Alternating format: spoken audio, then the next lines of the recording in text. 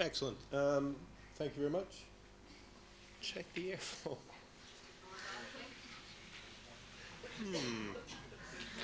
This may make my slides slightly less useful. Okay, I'm here to tell you a little bit about the Isle of Gigha Heritage Trust, what we've done, how we believe it's helpful and relevant for the question of microeconomies. That one of the advantages of being an island is that you are very much a microeconomy, and I think we're in a fantastic situation to actually test and explore these issues. Can I have a prediction on whether that's likely to come back, or? I suppose you have to have one on the van, so just connect to the ones. Well. I think the show needs to go on because. Yeah. Okay. Fair enough. No slides needed. Okay.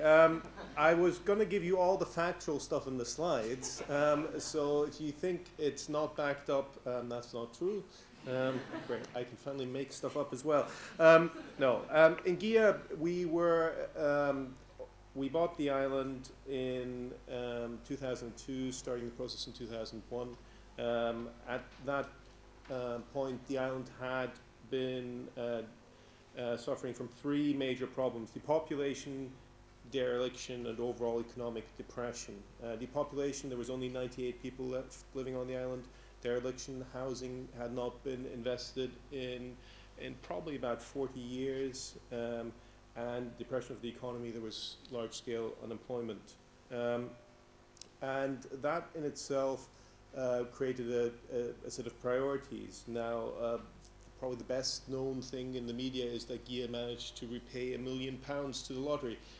God knows why we did it, because no other communities had to do it except for Gigha.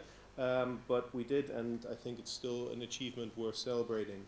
The housing improvement was a major factor and continues to be to this day, and this is really one of the bits that I want to focus on. You'll have seen the case study, you may have seen the case study outside.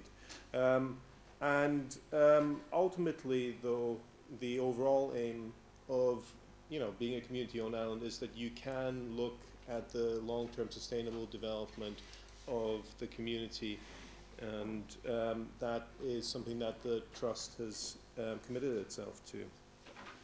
Now, at the time when the Trust started, we had statistically the worst housing in Britain. 75% of the buildings were below tolerable standard, and a further 23% were in serious disrepair, and yeah, that does add up to a lot. The commitment was made at the time that we would want to be able to provide warm and dry housing for all. It doesn't sound like a lot, but it's still something we have not quite achieved yet.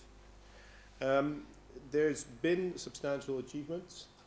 23 properties have been refurbished, and we've preserved embodied energy and built heritage. Insulation has been introduced, secondary heating systems, wood stoves in all the properties, solar, thermal, and some. We've negotiated with a local housing association called Fine Homes, who've built 18 new homes on the island.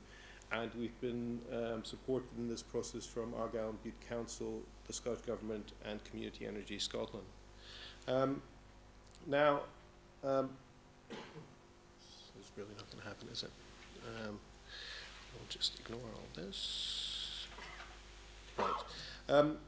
We, however, started off £1 million in debt rather than being a particularly wealthy community. And one of the key questions was, where do we actually get income?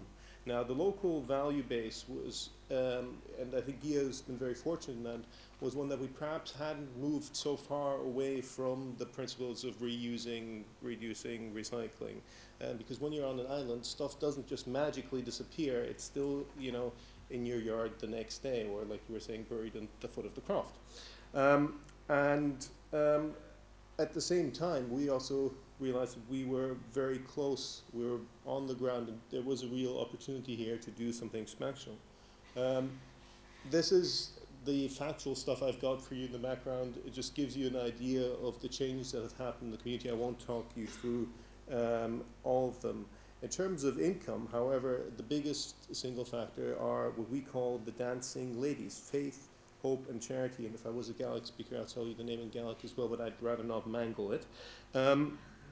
The ultimate idea was to create a source of income that wouldn't damage the community. And I think when you look at the performance, that figure speaks for itself. It is effectively what has allowed us to continue to invest in the community, and it is basically the mainstay of what we do. We're very pleased to know that there are other communities who've taken the same model and have been developing it, not just in the Highlands and Islands. We use second-hand turbines, something I think worked very, very well for the Trust.